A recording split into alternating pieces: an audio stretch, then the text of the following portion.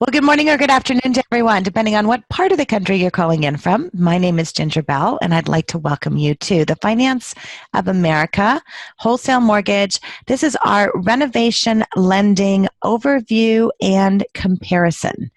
And today we're going to go through a comparison of the renovation loan products that are available at Finance of America. And so as you're getting logged in today, I'm noticing a little bit of a lag as far as people getting logged in. So hopefully Zoom is not having issues today. But my name is Ginger Bell, and with me I have on the line today Mr. William Brown. And William is the National Sales Manager for Finance of America Renovation Lending Division. And so welcome, William. Thank you. And thanks everybody for joining us.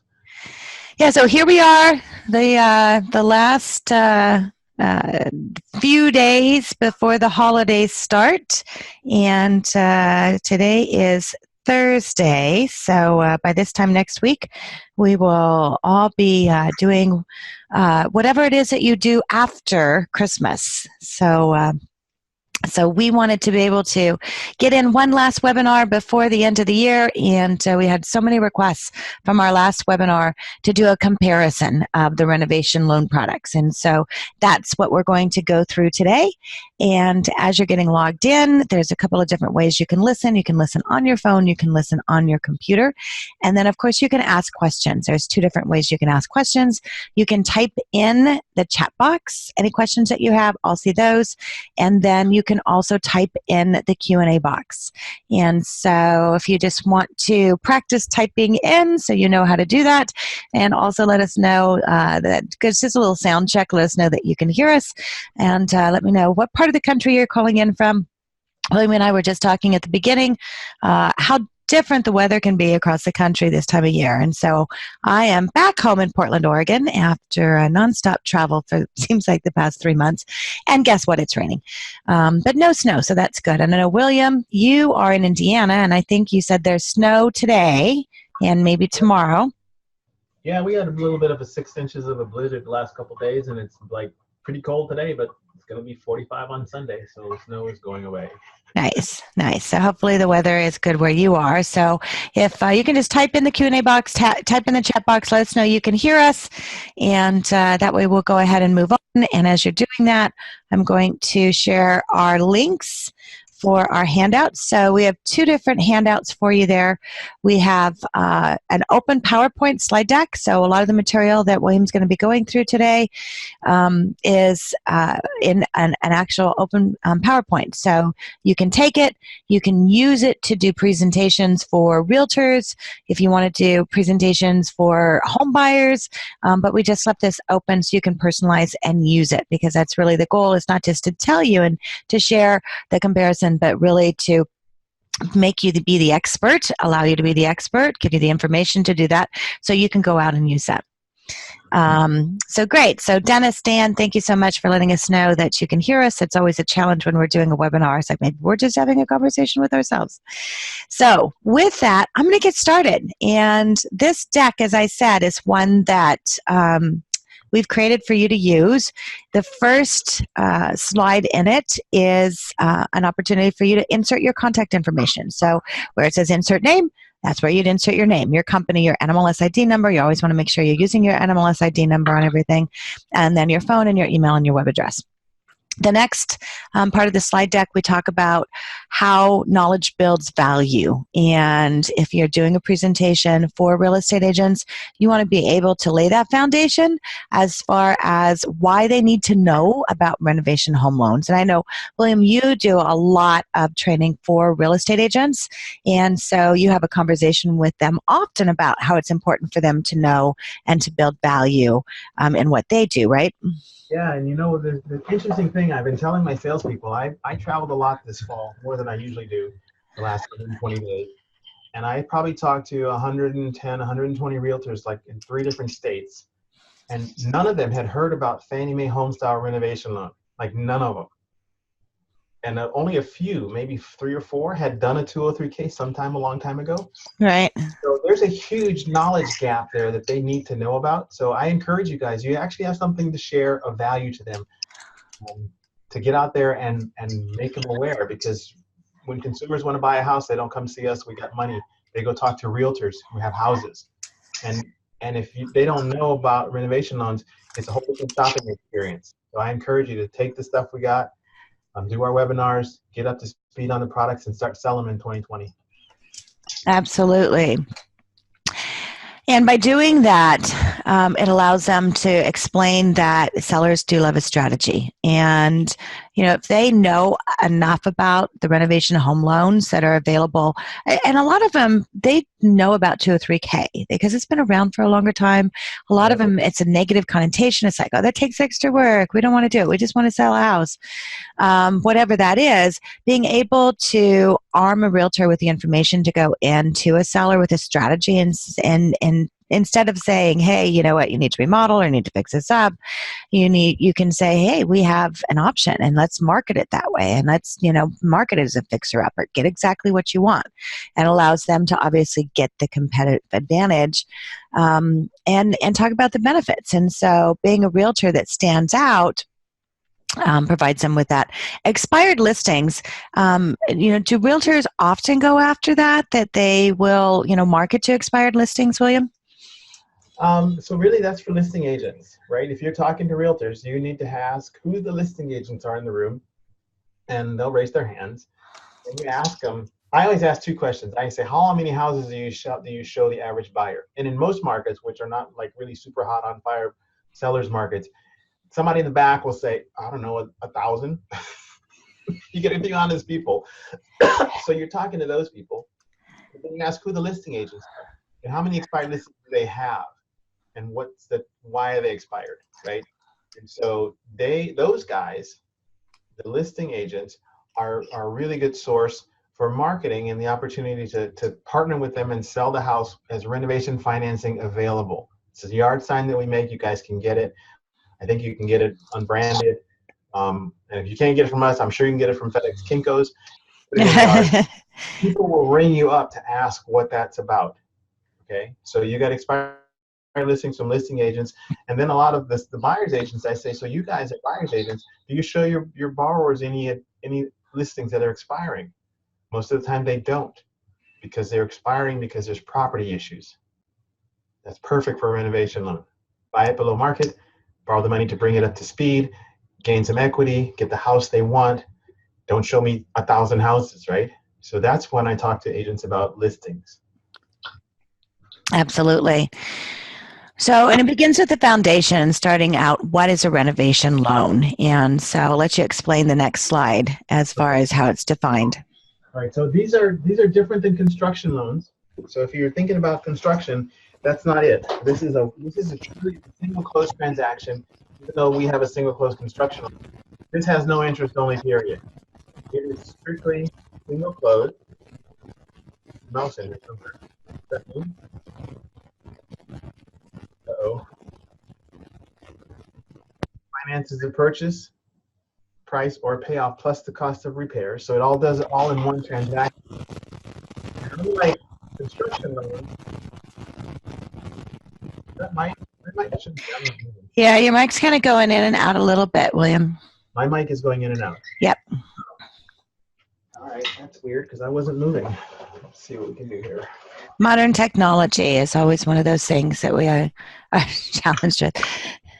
I'm challenged by technology all the time, so I'm going to change mics. Just give me just a minute, guys. This is probably worth the price of admission. So what I was saying is that this is a single close transaction, fully amortized.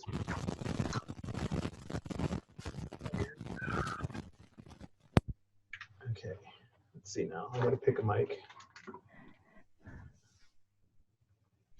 Test mic. Test. Let's go to. Okay, I think that works better. Yeah, that sounds better. Okay, sorry about that. So they're not like construction loans, which are used for appraisal. I'm not moving. I mean, I can change mics again, but this one usually works. There we go. All right. So it's based on the after improved appraised value of the property. That's usually why renovation loans work, and we've seen thousands of them come through our op center. So we're not stressing about the appraisal. As long as they're improving the property, they usually work. And you can use them for purchases or refinances. So that's an opportunity for new business as well as to market to your existing customer base who are, according to the data, now in the middle of thinking about remodeling and buying a second home. That happens from like Halloween until Valentine's Day is when people really focus on second homes and remodeling their homes. That's interesting. Yeah. So simple, smart, and safe. That's what we say. It's a simple loan. It's one loan. The borrower can understand it. They have one payment. Like everything's in the money. It's a really smart move because if they don't use a renovation loan to finance fixing up the house, they're going to use less desirable means of financing it, like credit cards or borrowing from friends or family or exhausting their retirement or their savings. Like none of that's a good idea. And it's safe because it's a fixed rate mortgage. It's not prime plus anything. It's not an ARM, an adjustable rate mortgage. It's a 30-year fixed rate. Here's your payment. Boom. So that makes a lot of sense to me. Absolutely. So start with what are the differences, and we'll just look at the far-reaching between comparison between the FHA 203K versus the Fannie Mae HomeStyle. Right. So that's what we're talking about, right? These two have been around the longest. They're the longest, most used renovation ones on the planet. There's some differences with it. The internet setup. I'm not moving. Nothing's moving here. Okay, see if that works. All right, so the 203K is different, right? It's a HUD line. It's a HUD loan, so it follows HUD guidelines. It has minimum property standards, so there's always some other stuff that's required. May require the use of a HUD consultant if they do a standard 203K. There's a 3.5% down payment required, and it's non-luxury items. So when HUD says luxury items, they're not talking about hardwood floor, stainless steel appliances, granite countertops. They're talking about jacuzzis, outdoor kitchens, gazebos, bowling alleys, tennis courts, swimming pools, those kind of things, right? So that's a pretty big difference because that, that limits you a lot from what HomeStyle does.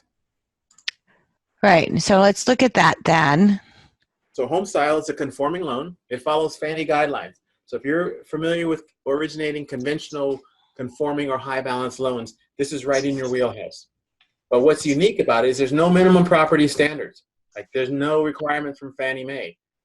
There's no use of a HUD consultant, which actually makes it simpler because it's one less person in the kitchen, right? So there's too many cooks in the kitchen sometimes. We got one less cook without a HUD consultant. Right. 3% down payment if it's a first-time buyer. It's 5% for everybody else. So that's only 0.5%, but it might be significant. But what's really important that I really like is there's no restrictions on the types of improvements. They can do whatever they want. Yes, they can do that. They can convert a 1 unit to a 2 unit or a 3 unit as long as it's supported by the appraisal and zoned properly. So that's it. It's got to be on the property, which means on the land. Attached or detached improvements, it's fine. There's no restriction. They just have to be supported by the appraisal. That's just a straight shot to close. So I actually like HomeStyle. I like K's for different reasons, but I really like HomeStyle for simplicity. Well, and looking at the two of them too. So and you may have a slide for this that I haven't seen yet. But as far as occupancy, so the 203K owner occupied Fannie Mae HomeStyle. What are the occupancy options? Right. So that I don't have a slide for it, and I should say that. FHA the 203K is an FHA loan. It is only owner occupied properties. True, you can do 1 to 4 units as long as one is owner occupied, but Fannie Mae allows for second homes. And it allows for investment properties with a 25% down payment. Right. So that's a big difference. Like if you're trying to get into the investment market, or maybe you just have a buyer, and this is something that you can start talking to your buyers about. When you interview them, find out who they are. Do they have kids going to college? Yeah, they do. If I had realized that I was going to have 3 kids go to IU instead of 1, I might have bought a house in Bloomington. Right. Live in it, right? So that is a really good, useful thing for parents to know when they're dealing with the cost of higher education, and lodging is really expensive. So maybe just buy a small 3-bedroom house, put Sally in 1 bedroom, let her rent the other 2 bedrooms, pay the mortgage. Sally's got a place to live. Dad only had to put, a moderate amount of money into it to buy it, and he got money to fix it up. So we have a couple of questions I'm going to pose to you. And the first one, actually, Dennis has a couple. Can the borrower convert a 1 unit property to a 2 or 3 unit? Yes, as long as it's supported by the appraisal. So in other words, there's comparables to units, and as long as it's zoned, like the local municipality will allow a multi-unit go in that site. Perfect. And then the next part of his question is, does a home have to be habitable from day one for both programs? For example, a house with plumbing or HVAC requires replacement prior to occupancy. No, and that's the beauty of both programs. As long as it's C4 or better when it's done, when the renovations are complete, we'll close the loan. So it could be a shell of a house. It could be a house in Oregon we just closed on, it wasn't a meth lab. They just smoked meth in the house. So there's two different types of remediation. For the meth lab, they're pretty much down to the studs and then sanitizing and rebuilding. For the meth in the house, they're just sanitizing the drywall. So my volume goes up and down. I'm not like, it must be my internet connection because I'm standing still. I hate that. I'm like from my microphone. I'm not moving. Yeah, it's probably just your internet. So, okay. So another question. Yeah, and Dan saying sorry. So FHA will also allow a non-habitable home. Correct. Yes. So both will. So, so the answer is yes. They are allowed on both, and those repairs can be part of what is wrapped into the loan. That is correct. All the repairs are calculated prior to close, what their repair amount is, and it's added to the loan. And FHA is unique from Fannie Mae in that FHA will let you tear down an existing structure and rebuild a new one, but you have to use 100% of the foundation. So, when people want to know what can they do with a 203K loan, everything that's not a luxury item is on the table because you can tear it down and reuse 100% of the foundation so you can make it bigger. You can't make it smaller. Right. Okay, and great questions, you guys. Please feel free to keep typing them in. And yes, Kenny, I know William's mic has been going in and out. Hopefully it's not his mic. I think it's just his internet. So we'll keep an eye on it and do the best we can. And I will translate. I speak William. So I can do that. So let's look at a comparison as far as the costs then in mortgage insurance. Yeah, that people always want to know. And so really the question is, do you have an FHA buyer or do you have a conventional buyer? It's really almost that simple. On the FHA side, they are going to have upfront mortgage insurance premium and then life of the loan mortgage insurance. HomeStyle is a conventional loan, so the MI is typical and all the choices are available. Monthly, borrower paid, lender paid, whatever, are all available. But the rate may be lower on FHA just because of the secondary market and the bond market.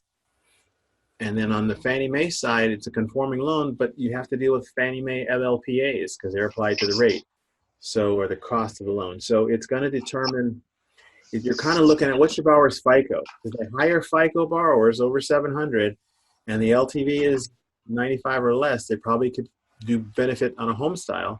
If they're not, then they probably want to do FHA because on the HomeStyle, they'll get with LLPAs as well as the MI, whereas on the FHA, they have the upfront MI, which is finance.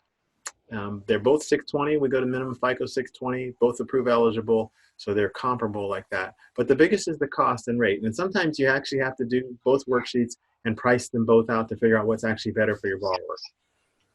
It's not just like at the top of your head you can decide. Sometimes you actually have to do the math. And the worksheets that we provide are really simple, but they'll let you see the financial transaction.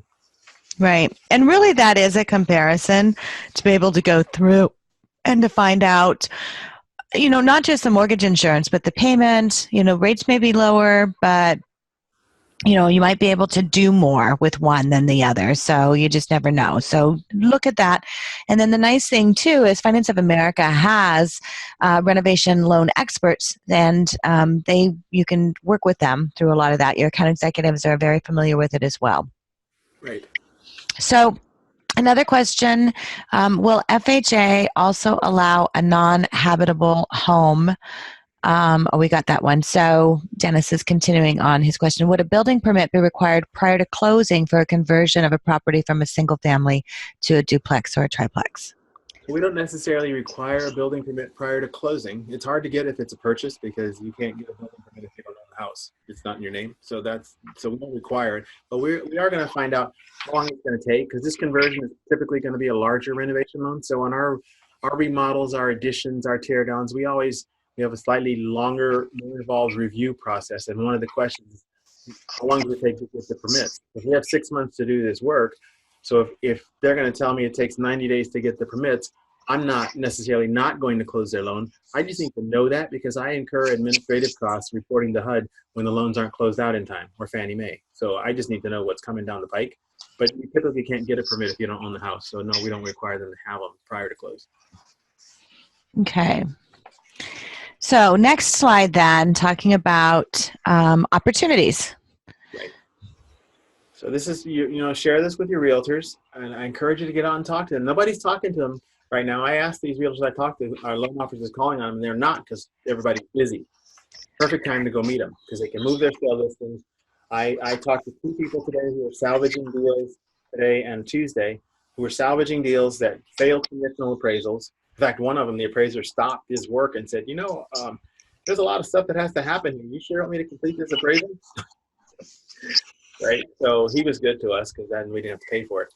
But so if you have deals that are failing, think about a renovation loan. Let your realtors know. Don't just throw your hands up and try and beat the seller up to get them to make the repairs. You have another option.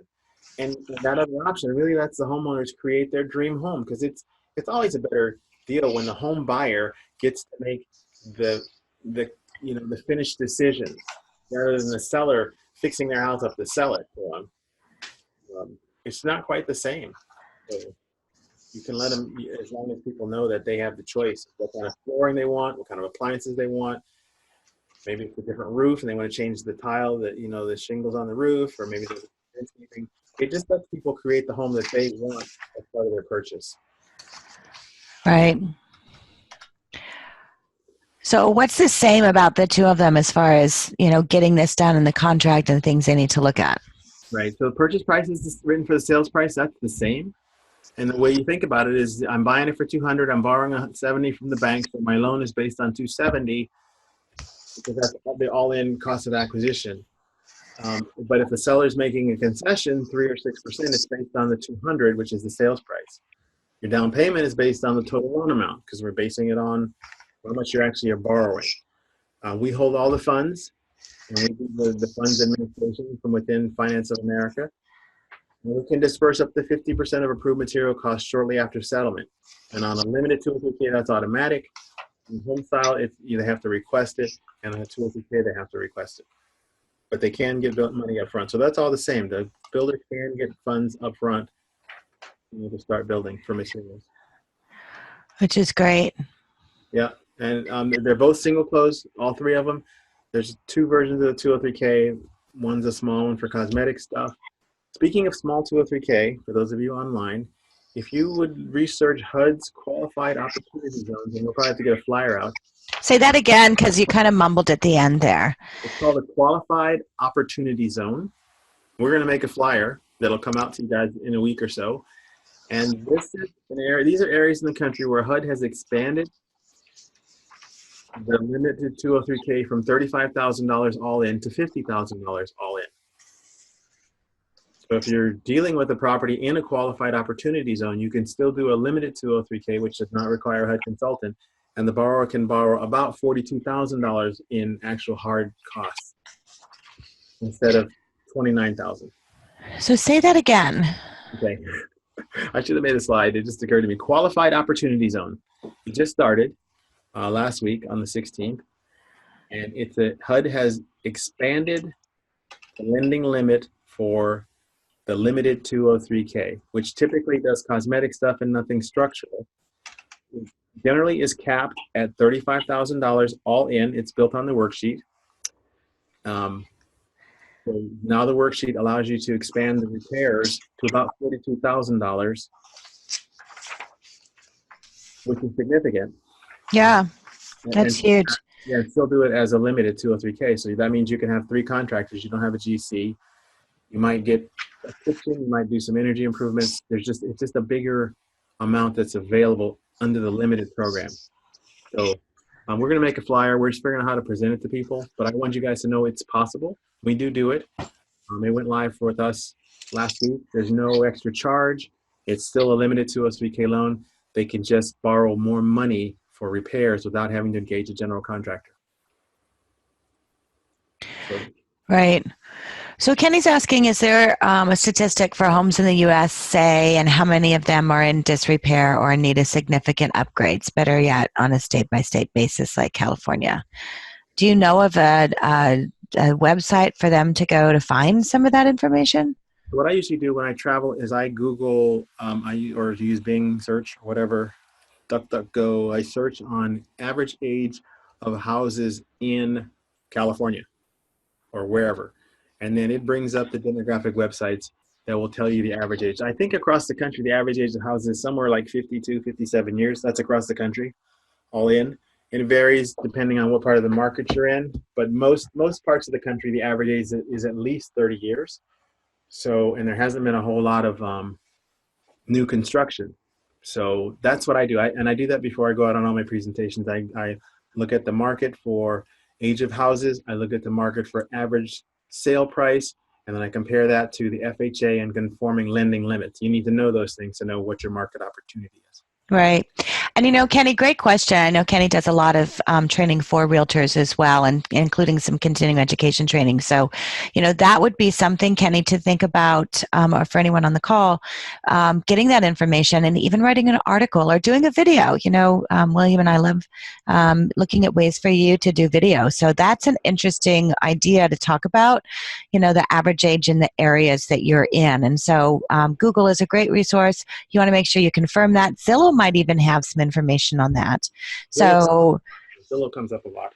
Yeah, so find that information. Great point, Kenny, to do that, and then always look for ways to be able to take that information, write an article, do a video, post something on Facebook. Did you know the average age of homes in the area are 52 years old? Have you thought about it? Time to remodel. And there's lots of things you can do. I mean, you honestly could take the 203K and the Reno and do a split out as far as just a one kind of a video on fixing up a bathroom, or fixing up a kitchen, or painting or remodeling or things like that. So Andy has a question, and he wants to confirm that solar is considered energy and is considered as energy improvement. Solar is considered as energy improvement, and you can do it with any of the loans. You don't have to do the energy component of So let's talk about this. Andy, I don't know if you're in California. I know Kenny's in California. So there is a new law in California. I don't know the date of it. I think it comes into effect in 2020. But all homes that are sold must have solar energy. And don't quote me on this. I've just talked to a couple of people in passing who work and sell solar, and they have shared that information. So this is a non-confirmed information, piece of information. But find out, if you are in California, that this would be a great marketing opportunity, because you can include that. And so, Andy, you're in Florida. It's coming to a state near you. Yeah. Interesting enough. On a side note, I found out last night that Miami has more rain in the wintertime than Portland does, Portland, Oregon. I was absolutely shocked about that. So anyway, just so you know. Okay, let's continue on. So how the renovation loan works. Okay, so there's three. We're talking about three loans. This is important for the consumer to know. The limited 203K, we allow 3 tradespeople. That could be a roofer, an electrician, and a handyman. We don't need a general contractor because the work is non-structural and it's usually cosmetic. Okay? And that's the loan that in certain qualified opportunity zones is now expanded to about $40,000 worth of bid amount, material and labor. All right, standard 203K and HomeStyle both require a general contractor. That's a HUD and a Fannie Mae requirement. We don't have any flex on it from either agency. Well, maybe a little bit more flex on HUD on 203K than on HomeStyle. I have no flex on HomeStyle. If we do a standard 203K, we're using a HUD consultant, which we assign, and we manage from our operations center here in Indiana, where I am. If we do a HomeStyle, We use a consultant, which is a third-party company. It's actually a company called Land Gorilla, which is based in San Luis Obispo. And they will do as a third-party review, they'll review the project and the builder to make sure they're suitable for being part of the transaction. And then they manage the on-site inspection. So they're sending us all the paperwork. And we're calculating the draw amount and dispersing the funds. So we disperse the funds on all 3 loans, and the funds are paid as they go. Okay, so they got to work, they get some money. They can get some money up front, but then they can't get any more money until they work. If we have 3 tradespeople, we pay them each individually when they're finished. We don't make them all wait until all the jobs are done, because it just drives them crazy. So that's how the finances work. Right. Okay, and next let's talk about appraisals, because that's always an area that individuals want to know about. Right, and so the appraisal is different, okay? You can't order the appraisal like on a regular FHA or conventional loan as soon as you get your purchase agreement. So don't do that, because it just throws a big wrench in the gears. We order the appraisal after we've defined the scope of work and have a bid or a work write-up that tells us how much it's going to cost, because we need that scope of work to go with the appraisal order so the appraiser can give me an as-completed value. It's not a regular as-is appraisal. Okay, so that's really important, and it's always going to be subject to repairs or as completed. And we order that on your behalf through our operations center here in Indianapolis. Very good. And how hard is it to qualify? I think it's easy. I mean, it's like regular non-renovation loan, because at the end of the day, the borrower is just borrowing a lump sum of money. He's going to make a 3.5% down payment on his $300,000 loan, or he's going to make a 3 or 5% down payment on his $300,000 loan. And it doesn't really matter how that is split up. It could be $110,000 of a purchase and then $150,000 worth of repairs. We have no relationship between the purchase amount. Someone could give him the house. He could own it outright. It doesn't really matter. We're looking at the value as completed to see if there's enough equity and enough value to support lending the money. They both have minimum FICO 620. They're both approve eligible. So approve eligible at 620 is usually pretty easy. The thing that I've seen the most is high DTI. That kind of throws a wrench in the gears. We can go to 49. We can go to 50. Let's see. It's usually 49.9. We can get to 54 with compensating factors. And if you look in our our guidelines, you'll see what those are. They got to have 3 of 5 or 2 of 5. And it's usually cash. It's usually we're looking for more assets that's not part of the transaction. On HomeStyle, we follow the findings. If you get an approve eligible, that's what we go with. Okay, I'm not moving. I'm standing still. And then both products are high balance eligible. So we can lend to the high balance amount. We don't have a jumbo renovation loan. I'm sorry. There just is no outlet for it. We don't have a takeout. So we're capped at the high balance loan amount. But you have to do the worksheet sometimes to see out what that means. Because we've done some. I think we're working on one right now in California that's $1.2 million. Really? Triplex. So when you have multi-units, you have a right? So that's good to know. So Dennis is asking a lot of questions on the multiplex. So Dennis, that's good to know as far as being able to do those. And remember, those are done, even though they're buying a single family. If you're converting it to a duplex or a triplex, then the qualification goes off of that. Is that correct? That is correct. And I think that the only kicker is that Fannie, I believe, just changed their requirements on calculating rental income used for qualifying. So if the borrower has not rented prior to this transaction, they can't use the rental income to qualify. Okay, so you have to be careful about that. If they've already rented properties, then Fannie says they can use it. Okay, so a good option there. Yeah. Okay, and so Kenny is asking a question, the name of the company in SLO? Land Gorilla. Oh, gotcha. Land Gorilla. Okay. Yeah, they're our partner for most things renovation and construction. Perfect. Okay, so always remember, we are here to help. Finance of America is one of the few wholesale lenders that actually has an entire renovation department. And that consists of underwriters who are dedicated to working on renovation loans, not an underwriter who occasionally sees one once every 6 months. And that makes a big, big difference. The other thing that Finance of America offers is having that renovation loan expert. So someone is going to help you through the process, talk to your processor, talk to your borrowers, talk to your realtor. So you really have someone that's on your team payment. I think that makes all the difference in the world, William, because, when you have someone that is behind you, you can stand much stronger, especially going out and doing a presentation and talking to realtors, knowing that you have, someone's got your back. And that truly is what Finance of America does. We're here to help. That's what we want to do. Yep. So we have marketing campaigns. They are available at FAMU. And if you are not signed up for FAMU, you can talk to your Finance of America account executive about getting signed up. We have a ton of resources in there, including a 203K certification, a Fannie Mae HomeStyle certification. We have FHA courses, VA courses. Virtually every webinar that we have done have a recording in there. And you can find PowerPoints. You can find marketing campaigns. And so if you're not in there, you need to get in there. In fact, I was just pulling some statistics out of our FAMU University, and interestingly enough, the marketing campaigns, especially for the renovation, is one that people are using the most out of that center, and so it's a great opportunity for you to utilize that. So I'm thinking maybe next month we need to do a webinar on the qualified opportunity zone, and get into that. So if you all are interested in that, wave your hands. Oh, wait a minute. You can't wave your hands. Put in a yes. So Dennis has another question. Due to the FHA new guidelines requiring that for a borrower have prior rental income collection experience pushes these newbie deals to HomeStyle, correct? It's HomeStyle that requires that. Fannie Mae guidelines, not HUD. It's a HomeStyle. It's a Fannie Mae change. Okay, so Dennis, that's a Fannie Mae style. So FHA, everything's the same there.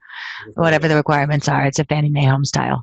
So I think maybe what we might want to do next month, William, is just updates, 2020 updates for FHA, 203K, and HomeStyle.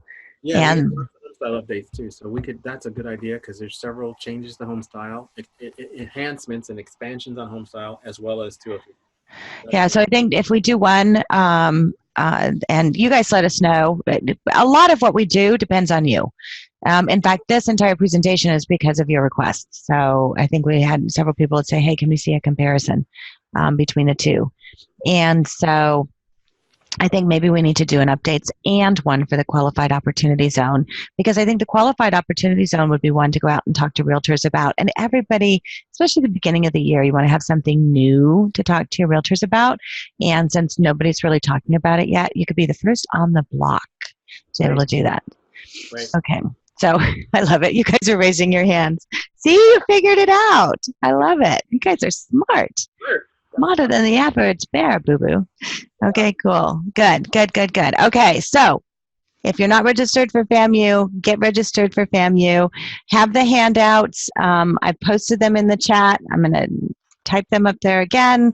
Just click on the link. You can grab them, or I'm going to send an email out tomorrow, and I'll have a link to these. I always have a copy of the recording, and then we always put things in FAMU as well. So we want to make sure that you have access to everything and the resources that you need to be successful at what you do. And of course, you can always find our webinars at www.famuevents.com. So if you're ever looking for any webinars that we're doing and you've missed that email out of the 10 million emails that you've received for the day, then you can always go to famuevents.com and get registered for all the webinars that we do. And so, William, I want to thank you so much. I know you are traveling to Chicago and then to Canada to see your girls, so I wish you safe travels. Happy holidays. For all of you who are on the call today, same to you. And we truly thank you and appreciate you for all you do to bringing home ownership to those in your area. It's an important job. And I know it's not always easy, but hopefully working with Finance of America Wholesale provides you with the products that you need in order to be able to do your job better. So happy, safe holidays. And we've got one, my great exit. And now Nyla asks a question. Nyla, I'll answer that. So can I send a package with bids to see if it's a feasible candidate for a 203K or a renovation loan? Yeah, why don't you send it to me directly? wbrown@financeofamerica.com. Normally we don't do that, and I'm not sure how to have you direct it without going through your account exec, but you can email it to me and I'll have a peep at it. wbrown@financeofamerica.com. So I'll type it in here real quick. wbrown@financeofamerica.com. There you go. Okay. Okay. So everyone's going to send their packages into you, just so you know. Yeah, I thought she was talking like package, like it's Christmas and you're sending a package. I'll tell you my address if you want to send me a package. Exactly. Okay, guys. Happy holidays, and we will talk to you in 2020. Thank you. Thanks, Ginger. Okay, thanks. Bye. Bye.